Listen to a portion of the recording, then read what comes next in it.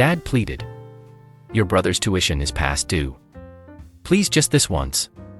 I sent $11,500. Days later my cousin forwarded a post. My brother at a casino with the caption, "Free money hits different." I stayed silent. That night I took back something they never saw coming. I told myself I'd never wire money again without a damn contract. But back then I still believed blood meant something. It was one of those calls where I already knew the answer before picking up. Dad's name flashed on the screen at 10:52 a.m. a weekday. He never called during work hours unless something was wrong, or more accurately unless they needed something. I let it ring twice, took a breath, then answered.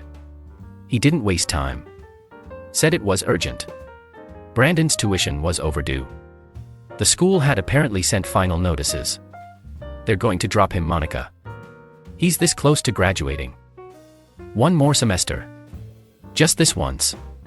I heard Mom muttering something in the background about how this could ruin everything. Then he said the number 11,500, not around 11, not an even 10, 115. Like they trimmed the fat just enough to make it sound reasonable. Like I wouldn't notice how specific it was, how prepared they were. I sat in silence, staring at the corner of my desk. My coffee had gone cold. I asked the question I always asked. Didn't he have scholarships? Weren't they helping? Didn't he already get financial aid? Dad's voice got tight. Brandon had messed up some deadlines and couldn't apply this semester. But he promised, and this was the kicker. He promised this would lead to real long-term success. I'd heard that line before. It was Brandon's favorite trick. Overpromise, underdell, then spin it with some inspirational crap he saw on YouTube. And every single time my parents swallowed it whole, they'd used nearly identical words when they asked me to help with his car, his laptop. That 1-week networking conference in Miami. All of it academic, all of it urgent, all of it for Brandon's future. But they always came to me. I sent the money that afternoon, not because I believed it, but because I didn't want to be the reason my brother failed. Even if deep down I knew I was just enabling the failure. I didn't hear from him after that. Not even a thank you, no confirmation, not even a fake "you saved me" voice note. Then came Sunday. I was meal prepping when my cousin Jenna texted me. It was just a screenshot. Brandon was at a casino, not just casually there. He was full-on celebrating, wearing some overpriced button-down, holding a champagne bottle, grinning with his arms around 2 girls I'd never seen. The caption wasn't his. It was from his idiot friend Troy, the one who always filmed everything. Free money hits different. I stared at it until my chest started to ache. Not because of the money, although yeah, 115 wasn't pocket change. It was everything else. The layers of it, the why, the manipulation, the disrespect, the plan, because this wasn't a spur-of-the-moment thing. Oh, they'd planned this. He probably told them to wait until the money hit before booking the trip. My parents had to know. There's no way they didn't see this coming. That was the moment everything shifted. All the years I told myself I was just being a good daughter, good sister, the responsible one. It wasn't generosity. Whose control? They never planned for Brandon to stand on his own. He didn't need to, because I was always the emergency fund, the invisible safety net. But that ended now. I didn't respond to Jenna. I didn't text Brandon. I didn't call my parents. Instead, I started remembering, calculating everything they'd ever taken, everything I'd given, every excuse, every lie. I stopped thinking like their daughter and started thinking like someone who was owed. And I knew exactly where to start. I didn't say a word to anyone for 3 days. I went to work. I answered emails. I went to the gym. I acted normal. But inside I was boiling. And I kept replaying that post in my mind. Free money hits different.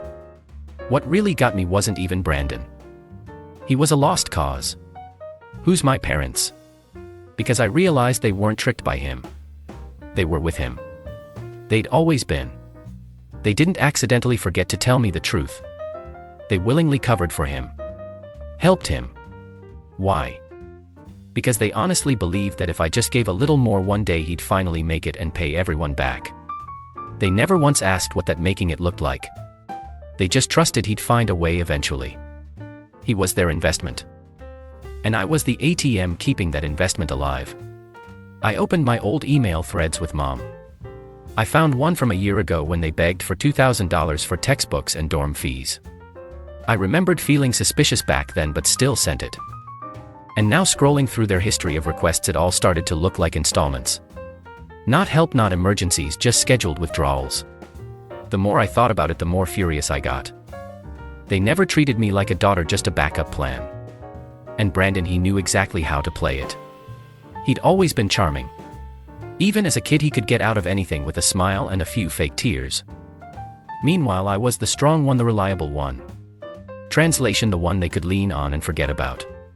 But what they forgot was I wasn't just reliable. I paid attention. And I remembered something they definitely didn't want me to. Back in January, Mom had bragged about the family heirloom she and Dad had finally agreed to put into storage.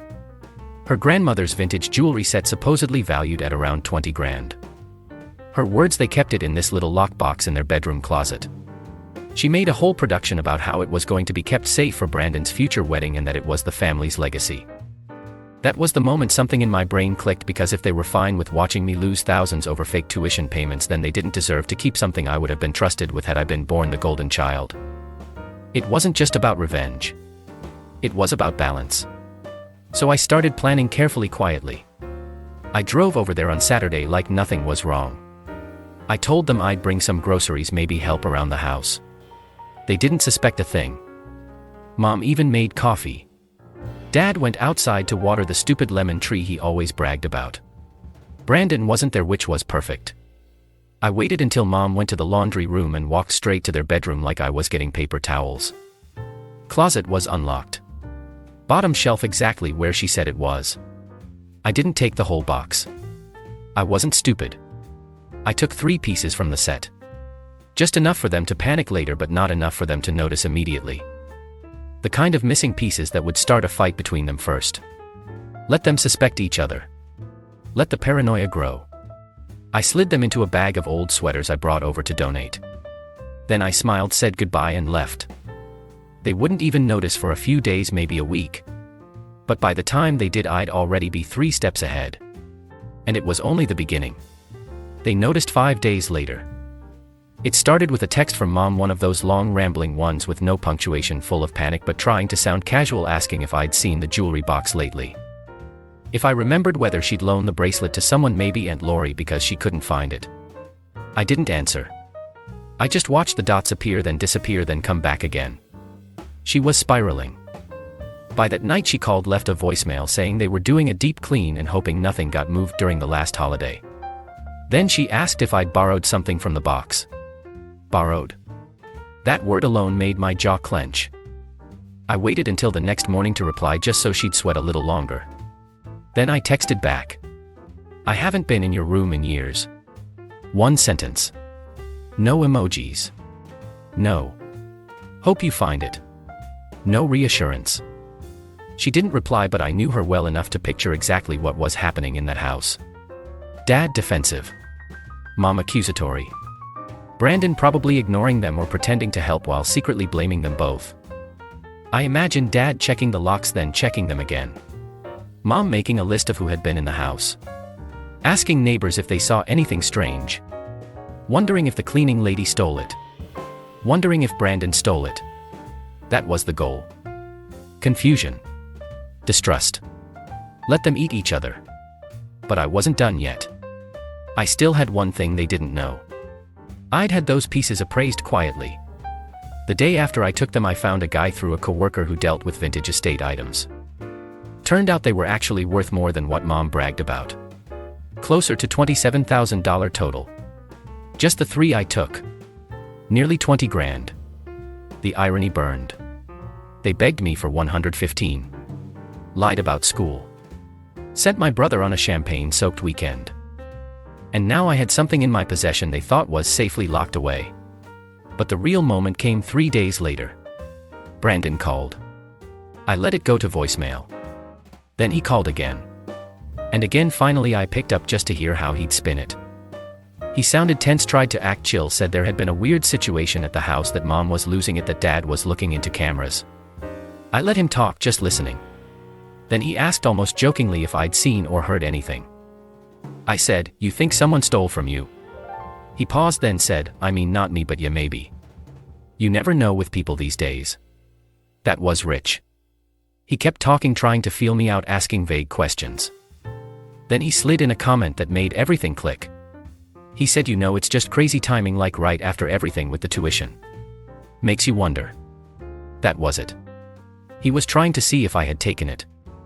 Not because he actually believed I would, but because in his twisted little head this was the kind of thing he would do. So it made sense to him. And if they were already starting to suspect me, good. I wanted them to, because for once I wanted them to realize what it felt like to live with consequences. Not just clean up Brandon's messes and slap a bow on it. I wanted them to sit in the mess, to question everything, to turn the spotlight inward and ask themselves how they raised a son who would gamble away his sister's trust and parents who helped him do it. That week I slept better than I had in months. But it wasn't over, because there was still one more thing I needed to do. Something that would tear the last thread holding us together. A week passed and it's still nothing from my parents. No calls, no weird check-ins, no veiled guilt trips disguised as just wondering how you're doing. It was quiet, too quiet. I had expected them to start circling me by now, to at least pretend they cared about something other than their precious jewelry. But no silence until Brandon sent me a Venmo request. $75. No note, no context, just the number and his name. I almost laughed. Then I made the mistake of checking his Venmo activity. I used to avoid that feed. Honestly, it was depressing watching him spend money he didn't earn like it came from a magic ATM. But that day I was curious, and buried in the recent payments once stood out. Payment to someone named Donnie with the note. For the footage I clicked through. Donnie's profile was private, but his bio said enough. Event security installs review polls. That's when I realized they'd gone through the house cameras. My stomach dropped. Not because they'd find me, I was careful. Garage door in for minutes max. Nothing near the kitchen or front door. No fingerprints, no light switches. I even wore gloves, which felt paranoid at the time, but now I was grateful. But then something else hit me. Something worse. I hadn't been alone that day. I remembered hearing a faint sound when I was leaving. A thump, maybe a drawer closing. I thought it was the dog or the wind. I hadn't checked, so I messaged Jenna. He took forever to answer, then dropped a bomb I hadn't expected. Brandon's girlfriend was there. He came by the day like mid-morning to grab her charger. Why? I just stared at the screen. I didn't even know Brandon had a girlfriend. The only girls I'd ever seen around him were party types. One-time flings. I figured that was still the case. But apparently no, this one had access. Unannounced access. And the timing was perfect. Too perfect. If she came in through the front door while I was still in the house and they pulled that footage, they wouldn't see me. They'd see her. And Brandon wouldn't question himself. He'd never suspect his little Vegas partner in crime. But if the timeline didn't make sense, if something looked off, he'd spiral, which explained the next thing Jenna told me. She sent another message unprompted. Brandon thinks Selena might have taken something. He said something's missing and it's weird timing. He's trying not to freak her out, but he was freaking out. That was better than I hoped for. I hadn't even planned for a scapegoat. I thought they'd either accuse me or blame each other, but no, they turned on her. I sent Brandon a message that night. Just one sentence. I think you should ask your girlfriend what she saw. He replied in seconds, then unsent it, then nothing. That told me everything. But the real storm didn't hit until 2 days later, when Jenna sent me a screen recording from Facebook. A status from Alina's profile. Public. Imagine giving everything to someone who treats you like a suspect. I hope your mommy finds her bracelet. I watched it twice, then 3 times. It wasn't just a breakup. It was a shot across the bow. Brandon was unraveling his lies. His little image of the perfect guy almost done with school. The support system built by our parents. It was all starting to crack. Alina. She wasn't going quietly. Mom posted a Bible verse the next morning. Something about restoring what was lost. I nearly choked on my coffee. Then Dad called, left a voicemail like he was reading from a script, asking if I'd come to dinner soon so we could all talk face to face. I didn't respond. Instead, I picked up the phone and made a call of my own. Not to them, but to someone else who had been waiting in the wings for this exact moment. Someone who had her own reasons to burn that house down. And once she stepped in, there'd be no going back. Her name was Danielle, my cousin on dad's side and probably the only person in our entire family who ever saw through the Golden Boy act before I did. She was smart, quick with her words, and so sharp that my parents always described her as difficult. What they really meant was she didn't tolerate their favorite sport, protecting Brandon at all costs. She hadn't spoken to most of the family in over 5 years. Not since they turned her down when she asked for a loan to cover the debt her ex stuck her with. It wasn't even that much, a few grand. She had receipts, a repayment plan, even a notarized agreement ready. But my parents said they couldn't get involved. Funny. A year later they handed Brandon $6 grand for a second car because he's commuting to class. Danielle disappeared after that. No dramatic exit, no family blow-up. She just ghosted everyone, moved out of state, but not before warning me once during a wedding in a low voice when no one was watching. "They'll bleed you dry if you let them." I didn't listen then, but I was listening now. I called her the night after Elena's Facebook post went viral in our extended family group chat. The one where she basically accused Brandon of treating her like a thief and mocked my mother for losing her jewelry. Danielle picked up like she was expecting me. "Took you long enough." I told her everything. The tuition lie, the wire transfer, the casino post, the jewelry, and then what I'd done. That I had taken 3 pieces from the lockbox and had them appraised. Not sold, not pawned, just documented, practiced. There was a pause on her end. Then she said something that changed everything. "You remember Aunt Carol's old files?" "Barely." Carol was her mom. Died years ago. Her things had ended up in our parents' garage. I remembered the dusty cabinet, the moldy boxes, the boring paperwork no one wanted to deal with. Most of it eventually got dumped in the attic. Danielle said she'd gone through those boxes once years ago and found something odd. Records, financial ones, stuff that wasn't Aunt Carol's. It was our grandfather's. And according to Danielle, they showed that a large chunk of his life insurance payout had quietly vanished after he died. Not used for funeral costs, vanished. Not split among siblings, vanished. Though this was redirected into a failed business venture, vanished. Business Dad had started. A name she recognized. I didn't know what to say, but she did. "I've got someone looking into it. It's not just about the money. It's about the intent. If he moved that money without disclosing it to the family, there could be grounds to reopen the estate. This wasn't just revenge anymore. It was audit-level chaos. The kind that required lawyers and scared bank tellers. The kind that made people start selling things to pay for silence." I told her I was in. That same week I had the jewelry pieces independently listed for private buyers, not for sale but to establish proof of value and create a digital footprint. Appraisal receipts, chain of custody, date stamps, everything tidy, everything traceable. I didn't want to pawn them. I wanted them accounted for just enough to make my parents wonder where they went and how they could prove they ever existed. 3 days later Brandon showed up. Not a text, not a call. He just knocked on my door holding a plastic grocery bag and wearing that fake worried expression he pulled out whenever he needed something. I didn't let him in. He said he just wanted to talk, that he didn't know who to trust anymore, that Elena had completely lost it, was threatening to call the police if he didn't. Clear her name, and that mom was crying every night because something valuable and irreplaceable was gone. I said nothing. Then came the moment I was waiting for. "Did you take it?" He meant the jewelry. I looked him dead in the eyes. "What jewelry?" He blinked like I slapped him. He stammered something about cameras, about timelines, about how I was the only other person who had been in the house that week. I let him spiral for a minute, then shut the door. He stood there for a while, pacing, arms crossed, like he was trying to decide whether to knock again or run away. He ran good because Danielle had just texted me a screenshot. An email from a paralegal confirming they'd officially requested access to the estate's old financial documents, the ones still stored in the attic, the ones my parents didn't even remember they had. And this time they weren't just going to lose some jewelry. They were about to lose their grip on the version of the past they'd been selling all of us for years. It took exactly 10 days for the panic to set in. I didn't hear it from my parents directly. Of course not. They weren't the type to admit things were falling apart. Not until the pieces were already on the floor and someone else had stepped in to clean them up. Instead it came through Danielle.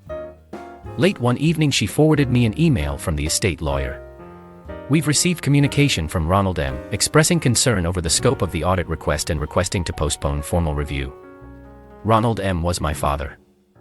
Postpone, that meant one thing. He knew what they were going to find. Probably remembered the exact moment he used that insurance payout to bail out whatever half-baked company idea he cooked up in the mid-200s. Probably figured no one would notice. After all, the family wasn't exactly a pack of financial watchdogs. But someone noticed now. Danielle and I were pushing forward. Every document we unearthed painted the same picture. Misused funds, shady transfers, verbal promises that were never written down. All of it conveniently buried beneath layers of family loyalty and silence. And now the silence was cracking. Mom called me at 9:42 p.m. on a Wednesday. He didn't mention Brandon. Didn't mention Alina or the jewelry or the post that had made the family chat explode. He just said this: "We don't have to keep dragging this out. We're family. We should talk." I said nothing. She paused, then more softly: "Maybe we all made some mistakes. Maybe." I asked her which part she was referring to. The part where they lied to me about tuition, where they used my money for Brandon's vacation, or the part where they helped cover it up and then played the victim when it blew up in their faces. She said she didn't want to fight. That was new. Fighting used to be her favorite sport. Then Dad called the next day. I didn't pick up. He left a voicemail. "Let's all just sit down and make this right." They were crumbling. I could feel it.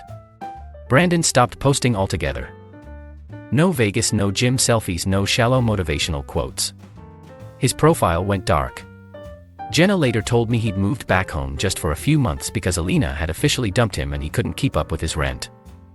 She also told me my parents had been weirdly quiet around the family lately, distant, avoiding events they used to host. That was the final shift. For once they weren't rallying to protect Brandon.